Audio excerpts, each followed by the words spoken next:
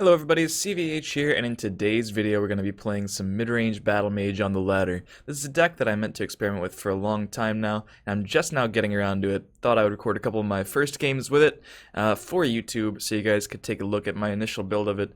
Midrange Battlemage has a lot of similarities to Merrick Battlemage. In fact, we are still playing Merrick, so if you wanted to call it Merrick Battlemage, you wouldn't be strictly incorrect. And Merrick Battlemage is at its core a mid-rangey deck, but with a little bit more emphasis on those combo pieces like the Nord Firebrands from Raiding Party and Markarth, which you see in some regular mid-range Battlemage lists as well. But most notably, the main win condition of those decks would be the 3 copies of Supreme Atromancer, which has gotten a lot weaker in the majority of matchups after it got boosted to a 10 cost. So many people are taking out some of those synergy-dependent cards like the Atromancers, and then a lot of the time the Markarth Bannermans and Raiding Parties, and going for just a more straightforward mid-rangey approach that hopes to outpace the slow decks, while hopefully having enough early game removal and decent creatures on curve to combat other aggressive strategies. We are playing a fair amount of 1 and 2 drops, and notably the only real weird inclusion is the Skill Blacksmith, which I am using with a small item package. No Gardener of Swords or Master of Arms, but I'm playing 3 Mace of Encumbrances and also 3 Tome of Alterations, in addition to the tomes that we can get off of Daggerfall Mage and the Steel Daggers that you can get off Crown Quartermaster. It's not bad if you can get them for free with the Blacksmith as well. Besides that, Blood Dragon is my 5-drop of choice in today's list. Like I mentioned, many still use Markarth Bannerman, but hopefully Blood Dragon can do the heavy lifting in this build, and we have a bit of top end still, the Belligerent Giants, the Merrick Ediswalla, and the Encano, just to help close. I'm using the tomes even over Sentinel Battlemates because I am a little bit concerned about this deck's ability to maintain a hand. I have seen Triumphant Jarl used a couple times, but I felt like the item package was just a little bit more interesting to me, so I'm going to give it a shot. And of course, we get to play the new monthly reward card for the month of October. Dushnik Jarl Archer can help us against aggressive strategies quite a bit, and can even remove annoying supports if we happen to be up against a slower support-using deck as well. But this is the list. Let's take it to the ladder, see if we can't take some games. And as always, if you enjoy the video, feel free to leave a like and stay subscribed for more Legends content. Follow my stream in the description. I'll see you next time.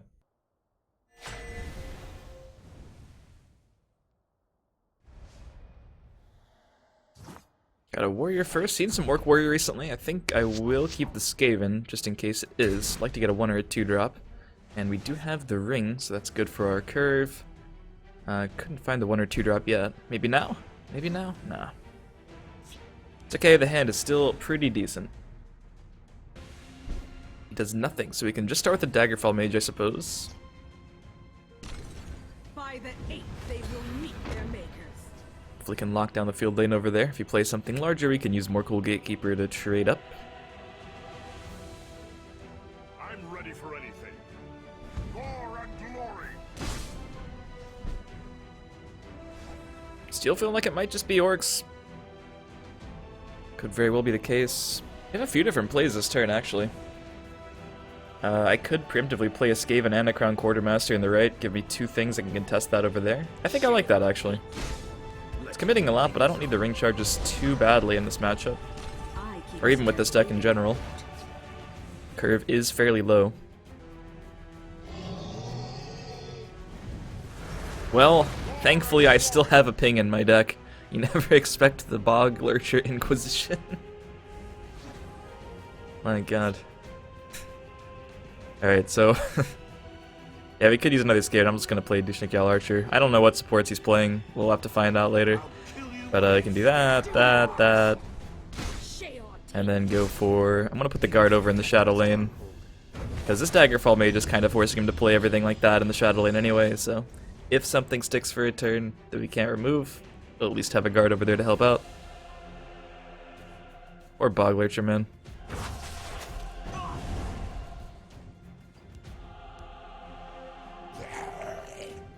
I've seen, I don't know what it is in November that's going on. I've seen some weird stuff at like ranks 2 to 3 non-legend as I've been playing these games in the last few days in particular. Like Moment of Clarities and like crazy ordering and stuff. It's been weird. I don't know if it's ever been this weird. Either way, I think we're just going to smack face with everything, and I want to Wardcrafter that up if I'm not going to kill it, which I can only do with Skaven, which also gets rid of this, so I'm not going to do that. But let's go in for some damage first. Smack for 4. Do your worst. Do your worst. Yeah. It's debating also using Ring Charge on the dagger, but it's fine, we can hold it. Maybe we need it to take some favorable trade or something. We must protect our stronghold.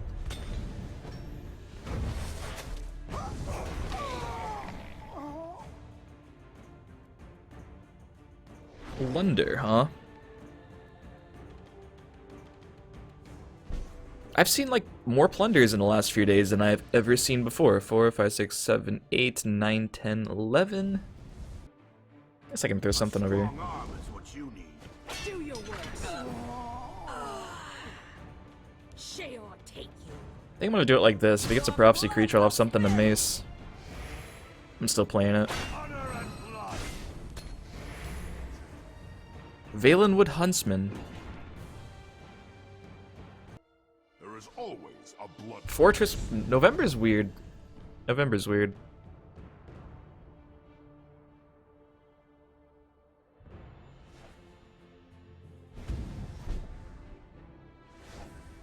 I mean, these aren't cards that I've never seen before, they're just cards that I'm not really used to seeing outside of Arena. So my apologies if I sound, like, insensitive. I really am nice seeing these cards in Ranked. It's kind of a trip.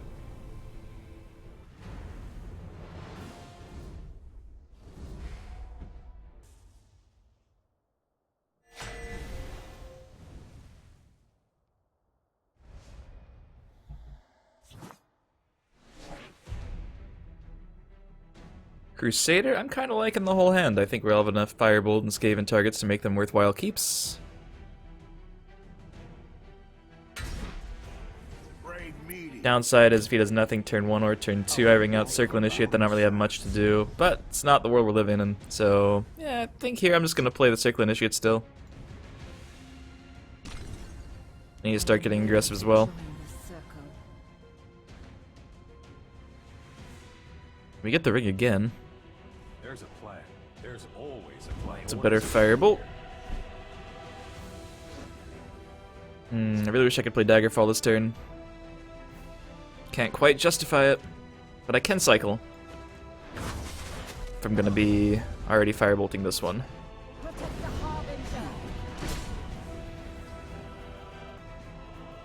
There's a plan. There's always a plan. My orders are clear. Protect the Harbinger.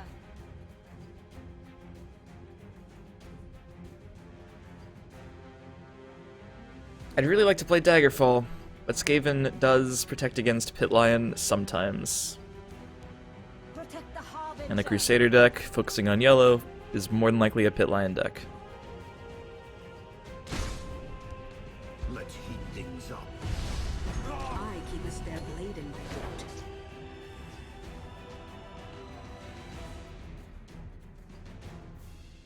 Could still have a 1-drop though.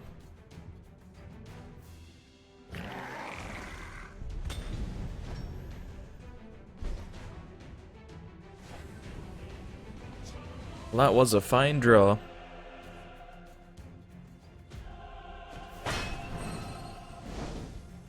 I'll kill you where you stand. Protect the Harbinger. Do your worst.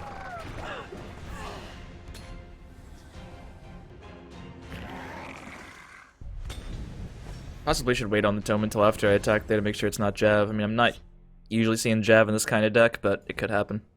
And new Wardcrafter, unfortunately, so we're just gonna have to take that trade. Smack face a bit, just play double Daggerfall, I think. By the 8th, they will meet their makers. By the 8th, they will meet their makers. Dealt with those Hive Defenders very efficiently, if I do say so myself.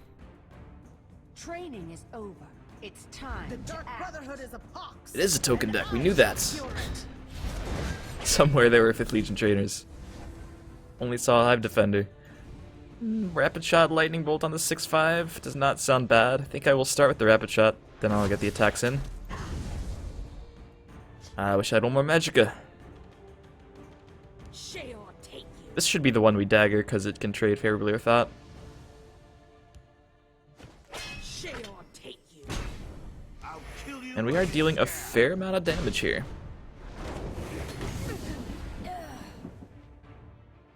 Token decks are not the greatest defensively if they haven't already taken over the board early, and we've done a pretty good job of not allowing him to do so. And even that is easily answerable by the second Skaven Pyromancer.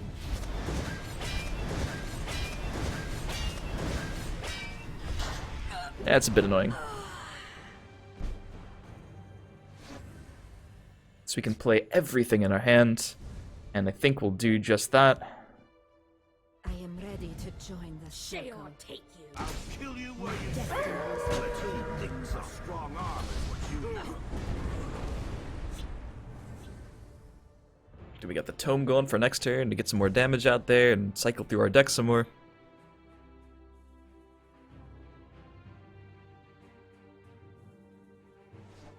See, this is a pretty normal deck, right? He plays a Boggler next turn.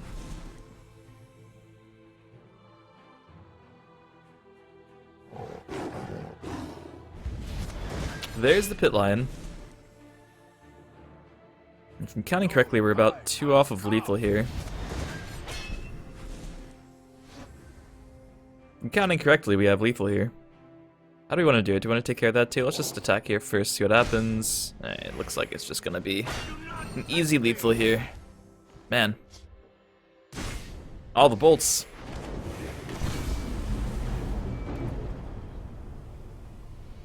Two-0 so far.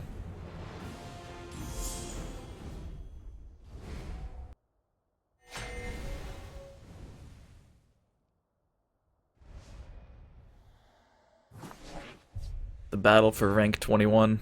It's in full effect. He's Crusader too. Again, I mean, I don't have a problem with this entire hand. It could be better in some situations, but we have pretty much what we would want besides having a Crown Quartermaster, I suppose. Which would be very nice, but I don't know. This gives us something proactive to do. This gives us some defensive tools. I'm just going to keep it. And if he does nothing on the board or gives me a really good creature to contest with Daggerfall, it's an option now too. See if it's another token deck or probably the more popular aggro Crusader. We just did a Budgetify video on what I assume this deck is, by the way, if you're interested in that on the channel. So while this deck has no healing, we do have really good anti-aggro cards in the early game like Firebolt, Rapid Shot, Skaven Pyromancer. The new Dushnikal Archer is really good against Northwind Outpost as well as the 1 health guys. And just being a guard in general is pretty strong. And like a fair bit of prophecies, right? A fair bit. You actually have 12 prophecies, if I'm counting correctly. Yeah, I think I'm just going to play Daggerfall here. Your blood will spill. By the 8th, they will meet their makers. It's always nice to get rid of the Relentless Raider very quickly. That card can just win games, sort of. The Nords must take back And there we go. Skyrim.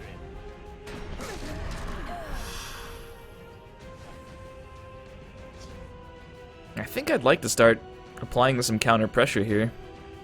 Oracle Gatekeeper and Smack for 4. Close ranks, let nothing through. Shail. This is not an easy card for most versions of this deck to deal with because a lot of them have just stopped playing Earthbone Spinners. And it is protected by a guard and the ward, so even if he goes Northwind Outpost Raiding Party, if he plays the 5/5 this turn, it's very slow play. He might have to double Nord into the 2/2. He's not worried about it, man. He thinks he can race me, and that's really going to help us here. I think I'm just going to keep stacking on all the buffs to the 4/2. I could buff this, and then it would be out of range of the double raiding party, but I'm assuming he has some way, like an item or an Orc Clan Captain or Northwind Outpost anyway. So I think I will just go nuts on the Daggerfall. We really don't need to play this first. I don't think I'll give him the extra information. Like, the Magicka is the same. I'll have one floating unused if I play it first. Blood, a strong arm is what you need. This tells him that I don't have a 1-drop in my hand, but if I had gone 2 and 2 and left a Magicka open, that would have also told him the same thing. Basically, if you have a 1-drop, you probably play it this turn. Come and warm yourself. Time to fight. Talos. They will not get past me. Fire's all doing. Time to fight. Attack. Time to fight. Okay, that is All doing. more Nord Firebrands than I thought he had in his Not hands. get past me.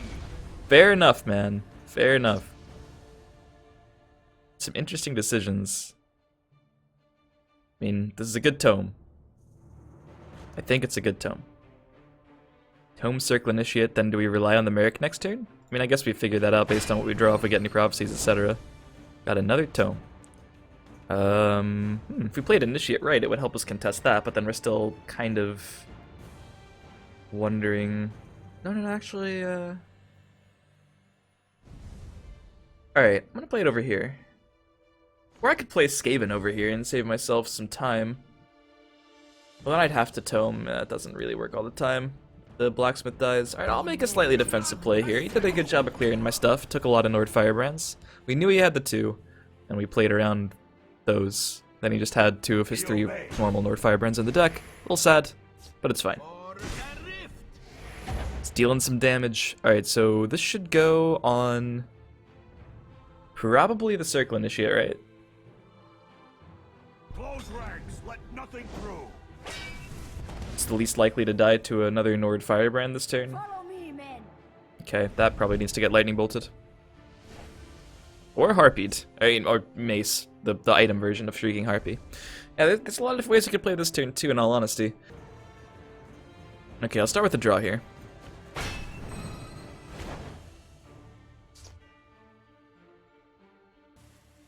Honor and blood. Do not test me. My destiny is fulfilled. And the more I think about it, why do I need to deal with the 6/5 this turn? It's really not a threat here. It's kind of in the tank for a while on that turn. But this does require an immediate answer, and I'm not dead from 19 this turn. Come on then. I'll even let you swing first. We obey.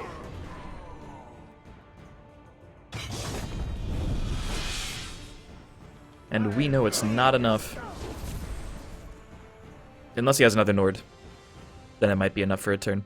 But then we can just Lightning Bolt Skaven and figure it out next turn. Double Bolt again. I want to go for the YOLO Merc, but what happens if I miss, then he kills me or something? Could happen.